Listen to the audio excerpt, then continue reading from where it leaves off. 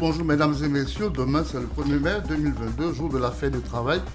Et chez nous, comme c'est le cas depuis plusieurs années, la cérémonie officielle aura lieu à la primature.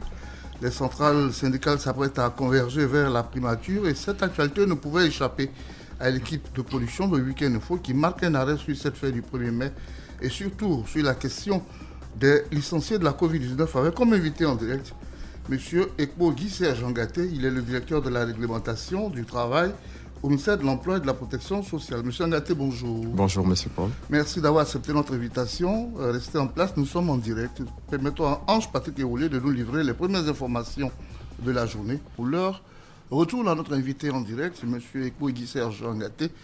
Je rappelle qu'il est le directeur de la réglementation du travail au ministère de l'Emploi et de la Protection sociale. Monsieur Angaté, venez de suivre avec nous le premier journal de ce samedi matin. Quels sont les points qui ont retenu votre attention? Merci, monsieur. Je pense que les points qui ont retenu mon attention, c'est la présentation du journal tout à l'heure.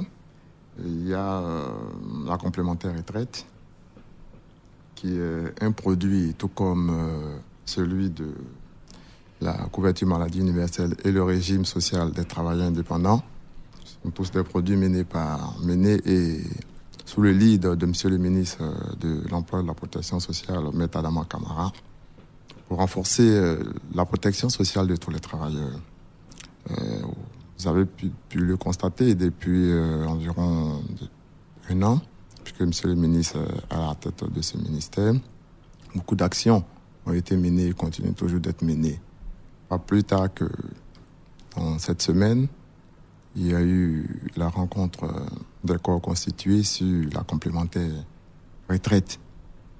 Tout juste pour dire que ce sont des mesures qui renforcent la protection sociale des travailleurs pour l'amélioration de leurs conditions de vie et de travail pour parvenir à un travail décent. C'est une réforme? Oh oui, c'est une réforme qui a commencé depuis longtemps et qui se poursuit, mais qui a passé le cap de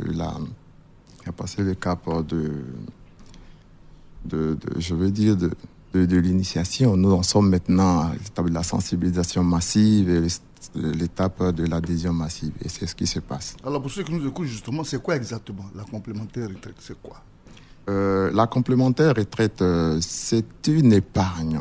C'est une épargne additionnelle des travailleurs qui, lorsqu'ils sont en situation de travail, sont pas obligés, mais sont invités à se constituer une épargne qui les sera sécurisée. Et au terme de leur retraite, ils pourront jouir de cette épargne qui a été constituée. Donc c'est une épargne complémentaire au salaire que perçoivent les travailleurs. Alors vous le dites si bien, c'est avantageux, mais ce n'est pas obligatoire. C'est avantageux, ce n'est pas obligatoire, mais nous invitons les travailleurs et les fonctionnaires à adhérer massivement à ce produit. Celui qui commence sa carrière aujourd'hui, dès qu'il arrive, ça s'impose à lui. Ça ne s'impose pas. On invite. On invite. Mais c'est tout à fait intéressant pour les travailleurs et les fonctionnaires d'adhérer massivement. À cette opération. Merci bien. Dans tous les cas, nous sommes ensemble. On parlera largement tout au long de cette émission. On parlera également de la fête du travail. On parlera des licenciés de la Covid-19. Pour l'heure, nous sommes numéro 1 sur l'info et le sport. Après l'info, le sport. Et c'est l'affaire de Fernand Kouakou parce que nous sommes samedi. Monsieur Angaté, avant d'aller plus loin, je rappelle que vous êtes le directeur de la réglementation du travail. C'est quoi exactement, d'abord? Merci. La réglementation du travail est une direction centrale du ministère de l'Emploi et de la Protection sociale qui est chargée notamment d'assurer la diffusion de la réglementation du travail, qui est chargée de participer à l'élaboration de la réglementation du travail, d'assurer la régularisation des normes internationales du travail, de veiller à l'application pratiquement de toutes les dispositions relatives à la réglementation du travail en Côte d'Ivoire. Alors vous avez suivi avec nous ce grand reportage. Quels sont les premiers commentaires que vous pouvez faire? Quelles réactions avez-vous? Je pourrais dire que ce reportage qui a d'ailleurs été si bien présenté, qui est un reportage exhaustif, qui traduit fidèlement la situation de la Covid-19 en Côte d'Ivoire. De ce reportage, je retiens deux aspects. Le premier aspect, c'est l'engagement de l'État aux côtés de la population et aux côtés des travailleurs à faire face de façon durable à la crise qui les a tous secoués, notamment par la mise en place de différents fonds, les fonds de soutien humanitaire, les fonds d'appui aux travailleurs et les autres fonds, les fonds de soutien aux grandes entreprises et les fonds de soutien aux petites et moyennes entreprises, pour aider ces travailleurs, pour aider ces entreprises à sortir de la situation involontaire due à la pandémie de la Covid-19. Le deuxième point également que je retiens, c'est que c'est vrai, il y a que la situation contractuelle de certains travailleurs n'était pas vue améliorée du fait des difficultés auxquelles ont été soumises les entreprises. Et ça, c'est à déplorer, mais bon, nous invitons toutes les entreprises à vraiment tenir compte de cette situation difficile. Mais nous sommes dans la phase de la relance économique, comme l'a dit l'UNATRICI, le dirigeant de l'UNATRICI. Nous sommes dans la relance économique et nous demandons aux employeurs de souscrire, de s'inscrire dans cette relance économique-là pour faire face à cette pandémie de la Covid-19. On ne le dira jamais assez.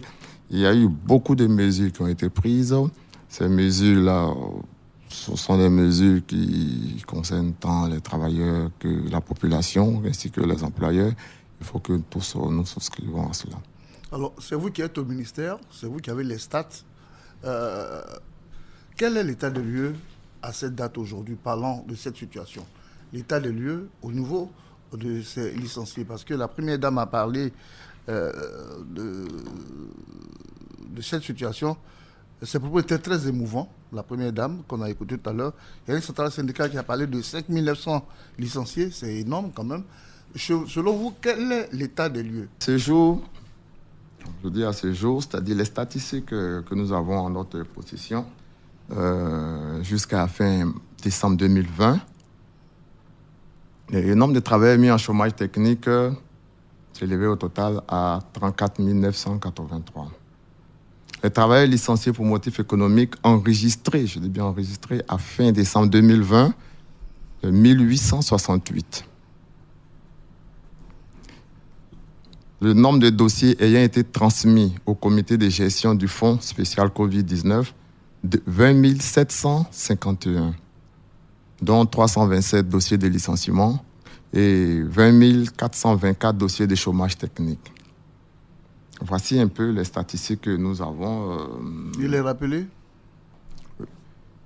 Je disais tout à l'heure. Ce qu'on a rappelé. Et ce qu'on a rappelé? Après les avoir mis en chômage, il y en a qui ont été rappelés. Oh, non, nous ne disposons pas encore. Le retour ne nous a pas encore été fait par les entreprises sur cette question. Vous suivez cette question de loin quand même. Oui, bien sûr. Bien sûr. Oui, parce que ces licenciés ne sont nullement responsables de cette situation. C'est une maladie qui est survenue, qui a surpris tout le monde. Et pour cela, on me demande de rester à la maison. C'est vrai, ça peut être une mesure, mais je perds tout complètement. Et de 2020 à aujourd'hui, la personne est toujours en chômage. Bon, il n'y a que le Code du travail, comme l'a rappelé tout à l'heure Madame le directeur général du travail. Le Code du travail a en son sein un dispositif qui concerne la situation des travailleurs dans ce cas de figure. C'est vrai, on dira qu'on pourra partir des mesures graduelles, mais les mesures prévues par le Code du travail, il y a le chômage technique et en bout de chaîne, il y a le licenciement.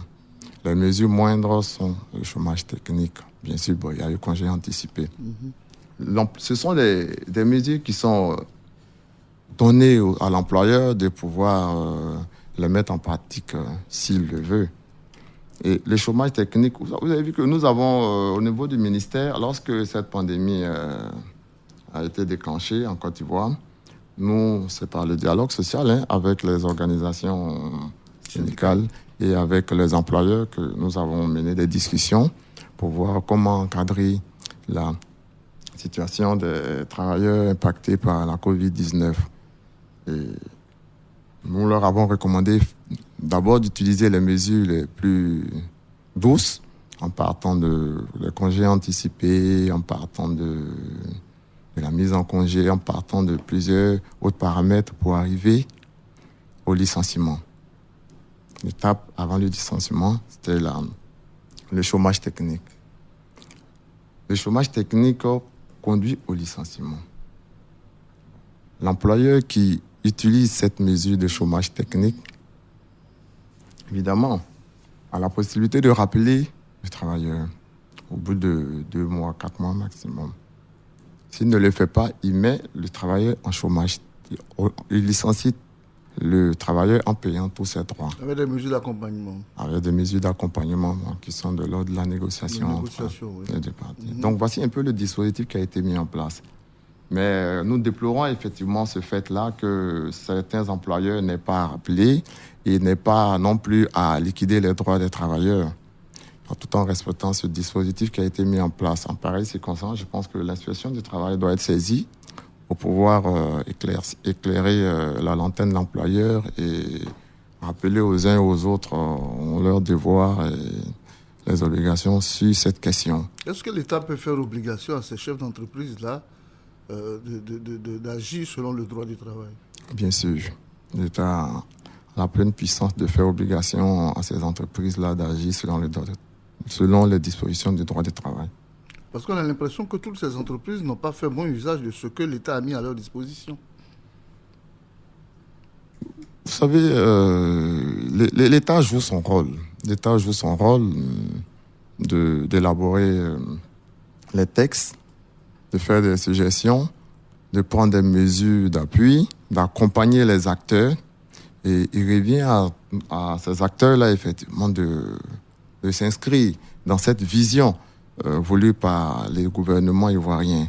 Mais lorsque ces acteurs-là ne le font pas, évidemment, ce n'est pas tous les acteurs qui sont dans cette logique de ne pas respecter les dispositions. Il y a bon nombre qui le font. Il y a également aussi un nombre non négligeable aussi qui ne respecte pas ces dispositions-là.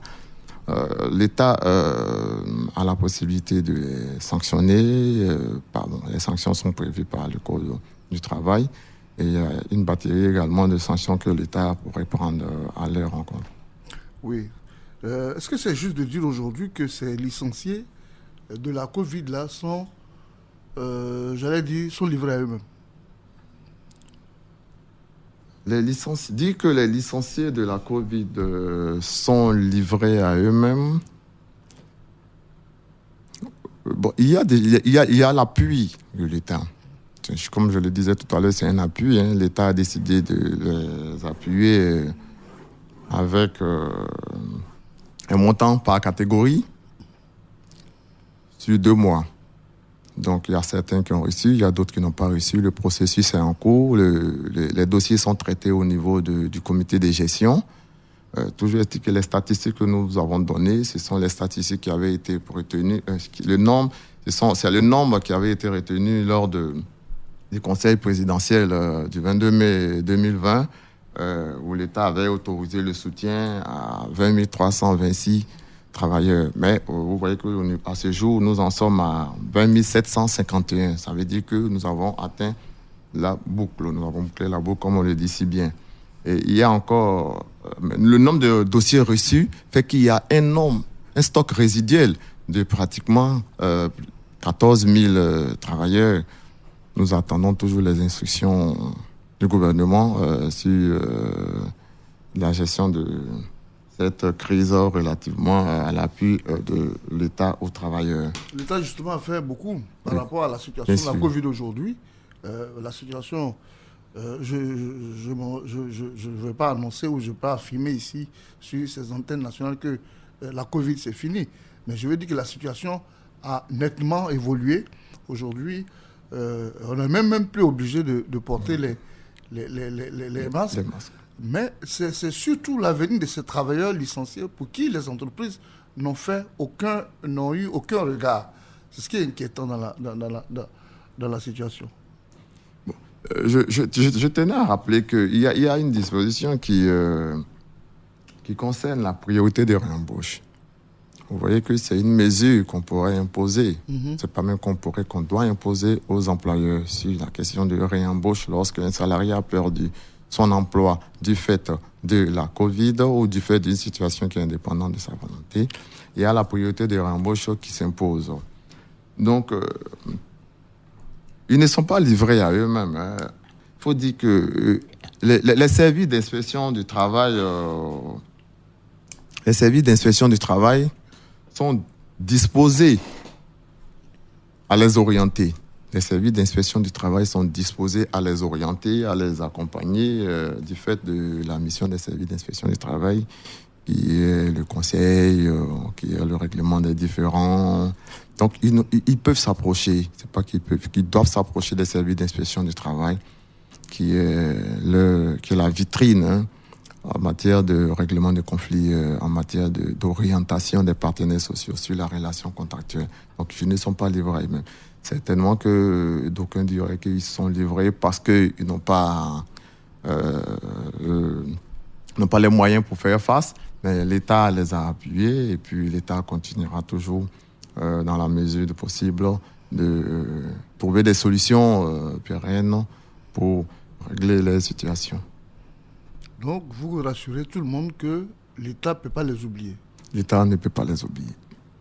L'État a fait et l'État continuera de faire. Sous quel signe se place cette fête du travail 2022 ? Parce qu'on sort pratiquement de la Covid, depuis 2020. 2021 a été une année vraiment difficile. Et 2022, la fête du travail représente quoi exactement ?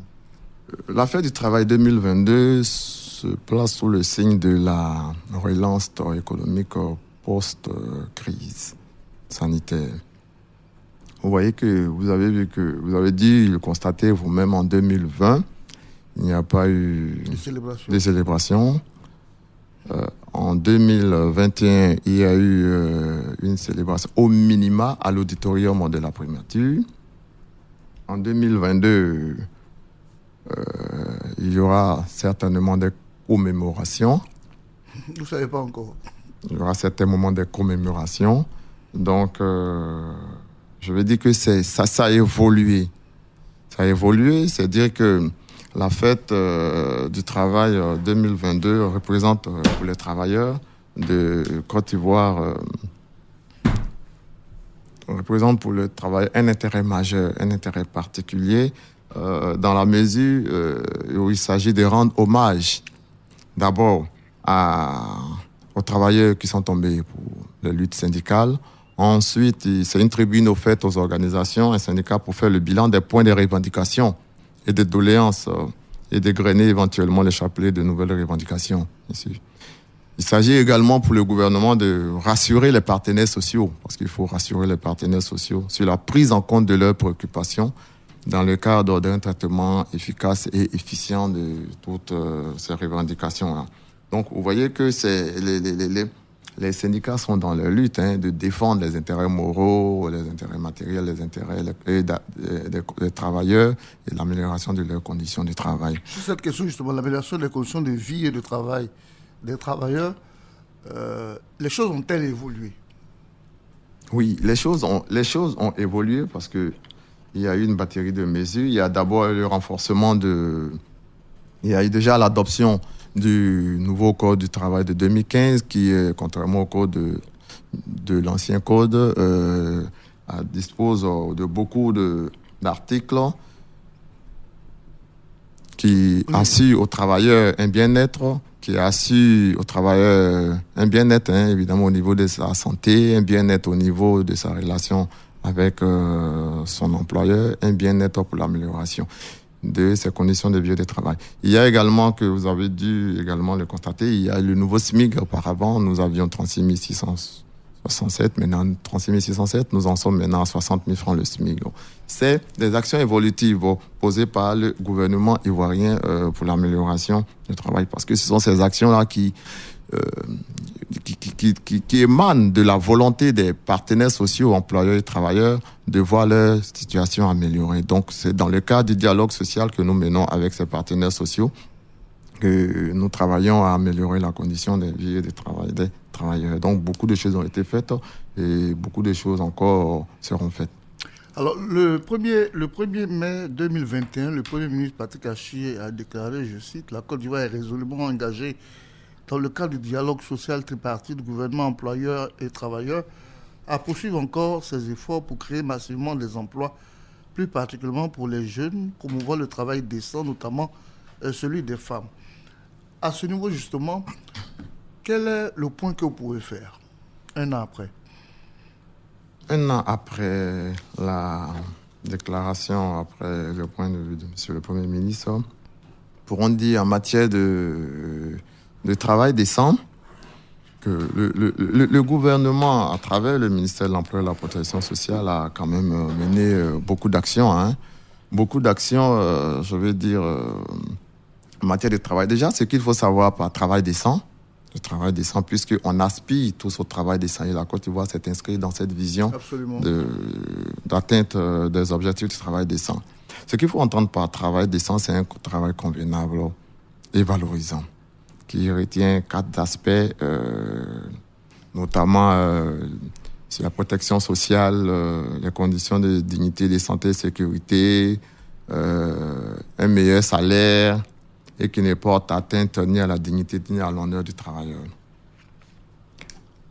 Partant de ce principe, en matière de travail, je dis, puisque nous allons décliner les aspects du gouvernement à travers le ministère de l'Emploi et de la Protection sociale. En matière de travail, il faut dire qu'il y a eu le renforcement du cadre législatif et réglementaire avec le nouveau code, comme je l'ai rappelé tout à l'heure.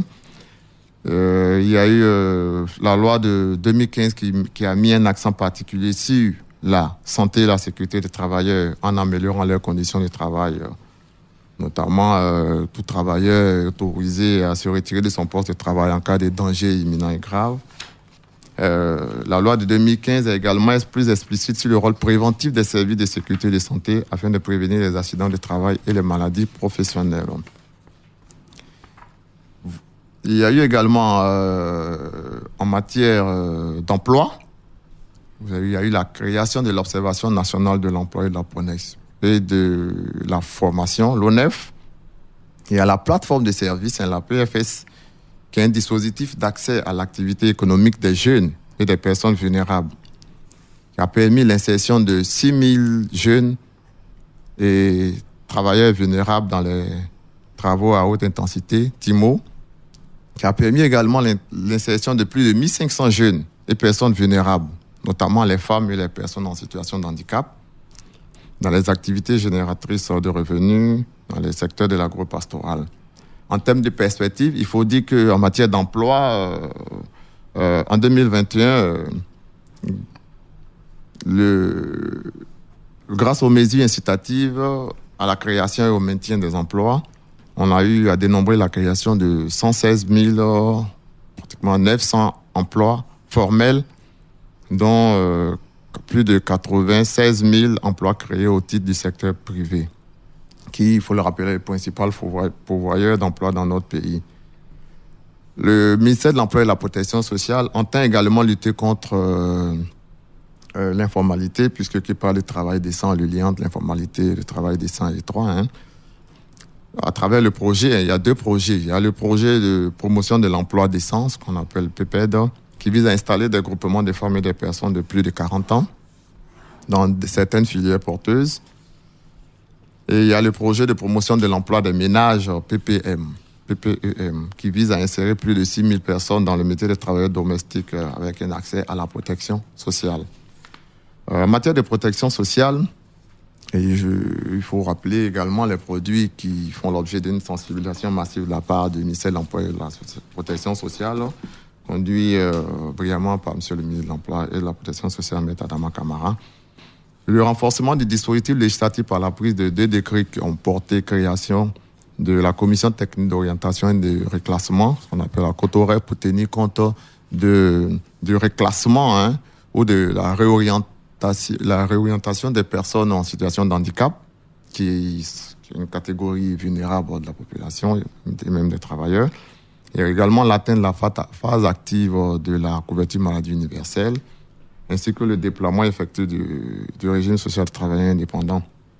Donc, autant d'actions qui ont été menées et autant de perspectives qui demeurent dans le pipe du ministère de l'Emploi et de la Protection sociale visant à parvenir à l'atteinte des objectifs du travail décent en Côte d'Ivoire. On va s'arrêter là pour la première heure. La deuxième heure nous sera consacrée encore largement à cette situation, cette fête du travail 2022, et surtout à ces licenciés de la Covid-19, pour pas forcément trouver des solutions, mais pour voir un peu ce qui a été fait et sur quoi on pourrait insister pour le bonheur de ces travailleurs ici même en Côte d'Ivoire. Mesdames, Messieurs, vous êtes à Week-end Info. Bonjour à tous pour cette deuxième heure. Toutes nos rubriques sont en place, le dossier des sports, le scoop de la semaine et Parlons Culture. Le tout précédé du deuxième journal de cette matinée. Rebonjour Ange-Patrick. Monsieur Angaté, vous avez suivi ce deuxième journal, mais ce qui nous intéresse actuellement, la fête du travail finalement, c'est quand? C'est demain? C'est demain le 1er mai. Oui, demain c'est le 1er mai. La fête du travail aura lieu en fonction de l'apparition lunaire. Parce que ce qu'il ne faut pas oublier, c'est que nous sommes dans la période du Ramadan, lorsque si les autorités nous affirment que la fête du travail que la lune apparaît aujourd'hui. Le Ramadan sera demain. Le Ramadan sera demain et la fête du travail aura lieu. La commémoration de la fête du travail aura lieu le lundi. Mais si la fête... Mais si la lune apparaît aujourd'hui, demain, si la lune apparaît demain, dimanche 30... Si la lune apparaît ce soir, la fête du Ramadan, c'est demain. La fête du Ramadan, c'est demain et la fête du travail, c'est le lundi. Si la lune n'apparaît pas ce soir et qu'elle apparaît demain, autrement dit, la fête du travail va se passer demain. Demain, et puis le Ramadan. Le Ramadan le lundi. D'accord. Donc voilà qui est clair pour tout le monde. Donc dans tous les cas, le lundi est déjà férié. Bien sûr. C'est quelle que soit la situation. Donc c'est pour savoir qu'est-ce qui est fait demain, qu'est-ce qui sera fait demain, qu'est-ce qui sera fait lundi. On en saura plus avec le croissant lunaire. Bien sûr. Vous suivez Week-end Info en direct sur Radio Côte d'Ivoire numéro 1 sur l'info et le sport. Notre invité en direct est toujours Monsieur Ekpo Guy Serge Angaté. Il est le directeur de la réglementation du travail au ministère de l'Emploi et de la Protection sociale. Avec lui, nous parlons de fait du travail, nous parlons des licenciés de la Covid-19, des conditions de travail, de vie de travail des travailleurs. Pour récapituler ce qu'on a dit à la première heure, on peut revenir sur les actions fortes de l'État à la survenue de cette pandémie Covid-19. Merci, M. Paul. Les actions fortes de l'État relativement à la survenue de la pandémie de la Covid-19 ont été déjà la mise en place des fonds de soutien aux grandes entreprises, des fonds de soutien aux petites et moyennes entreprises, des fonds d'appui aux travailleurs, des fonds d'appui au secteur informel. Je veux dire qu'il y a 4 ou 5 ou 6 fonds qui ont été mis en place. Et ces fonds ont merveilleusement fonctionné et continuent toujours de fonctionner. Ces fonds ont permis aux entreprises d'être résilientes.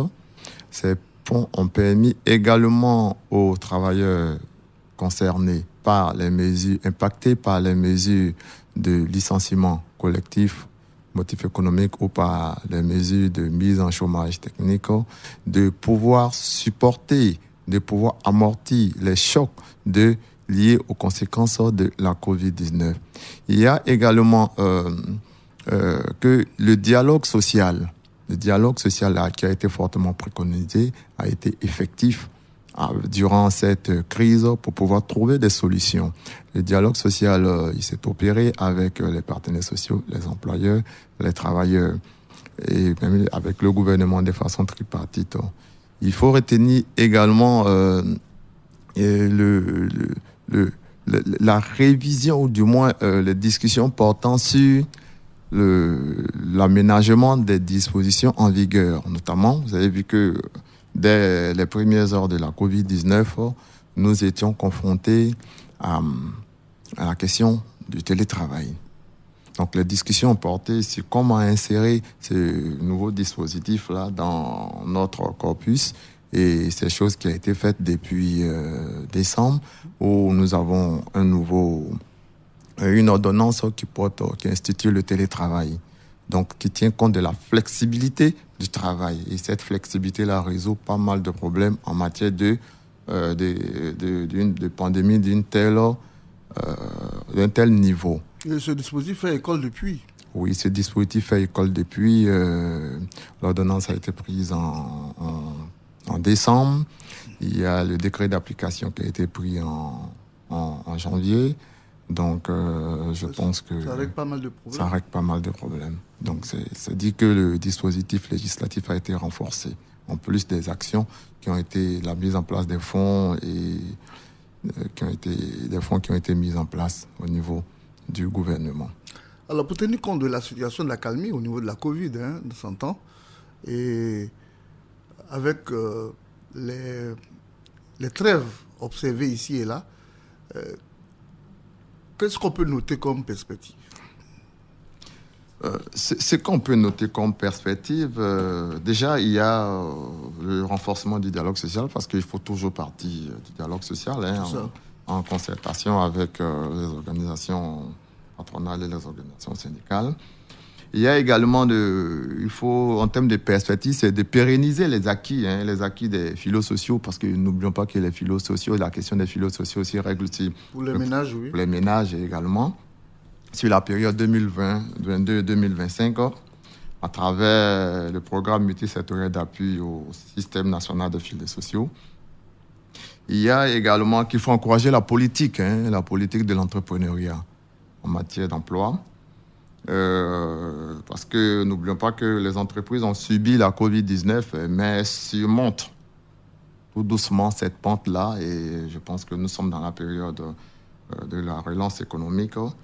Et nous gageons que les entreprises rappelleront progressivement les travailleurs qui ont été mis en chômage technique ou licenciés. Cela va se faire. Auquel cas, que feriez-vous?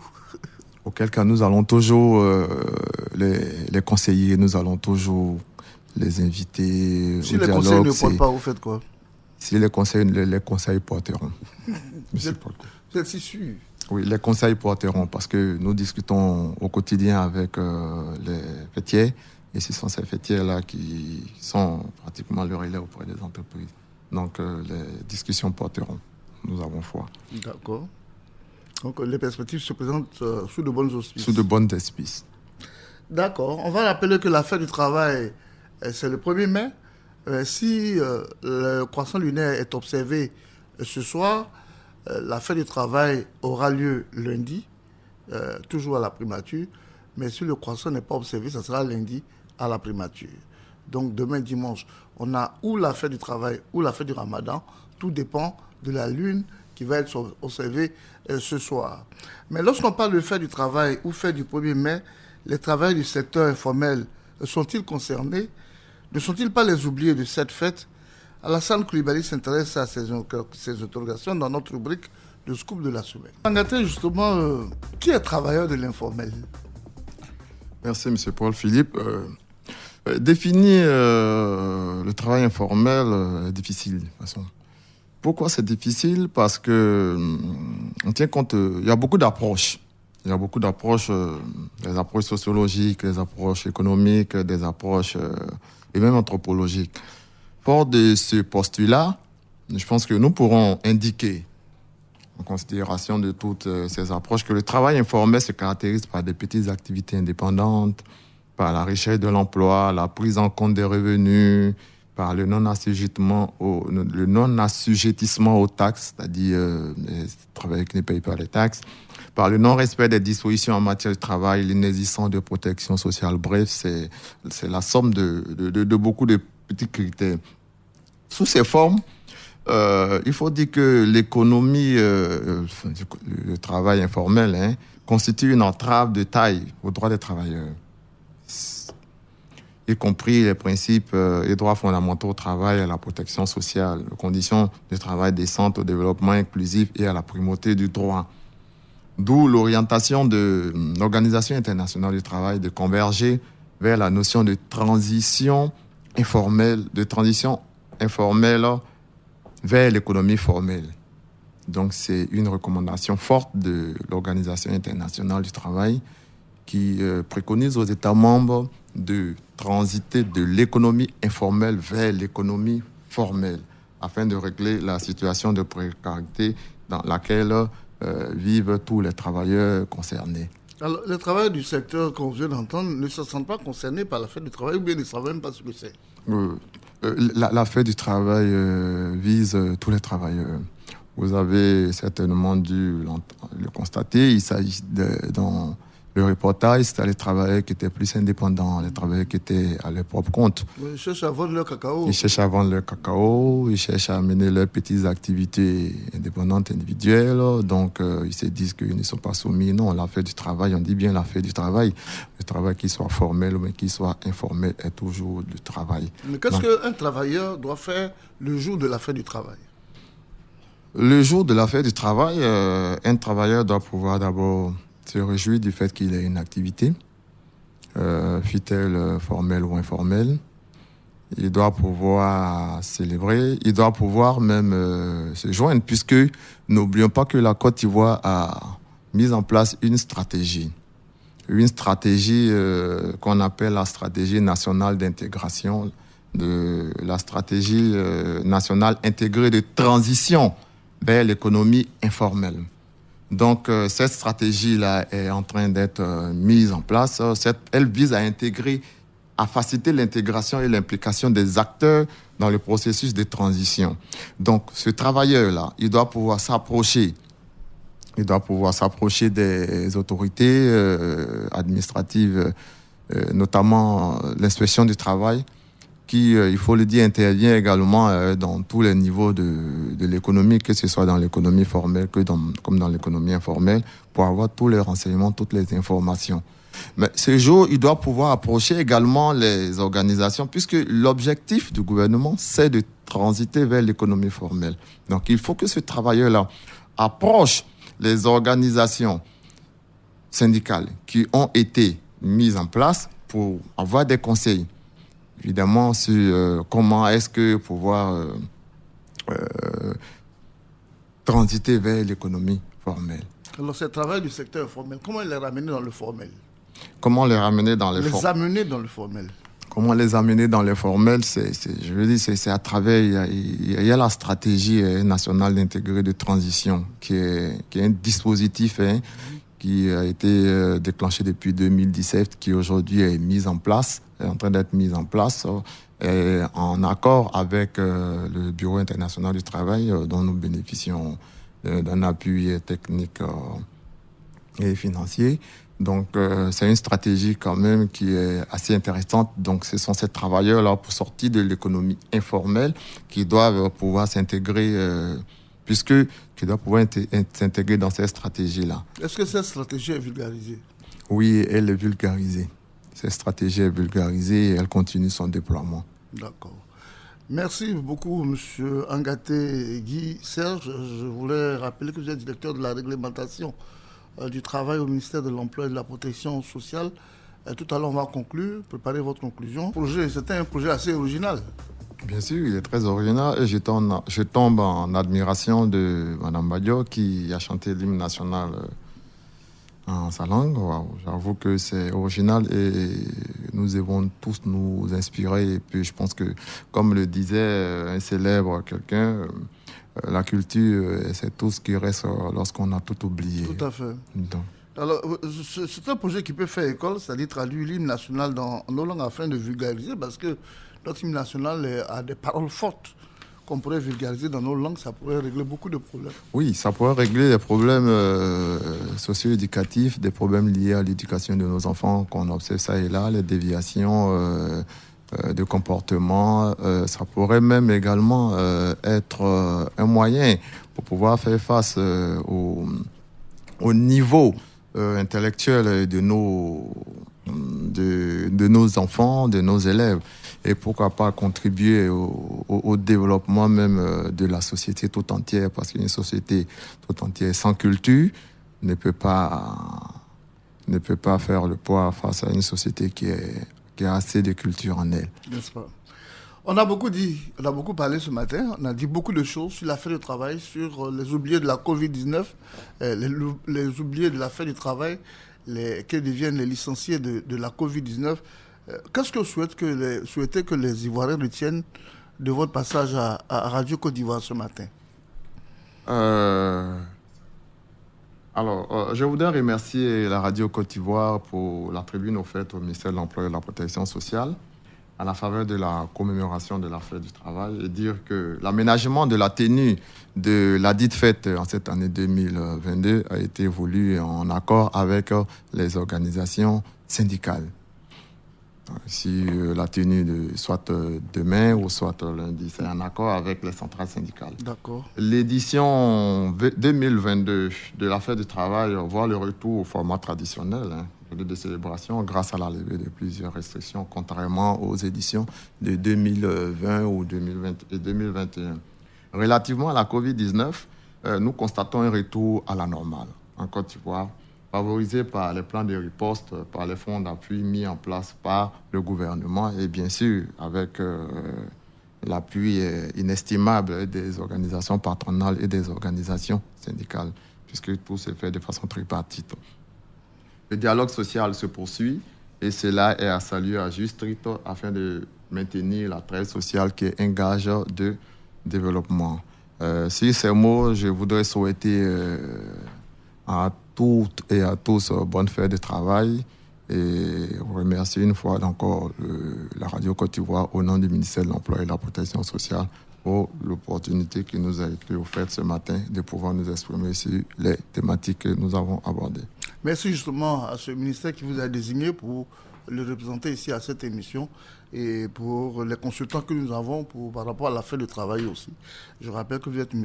Ekbogi Serge Ngaté, vous êtes directeur de la réglementation du travail au ministère de l'Emploi et de la Protection sociale.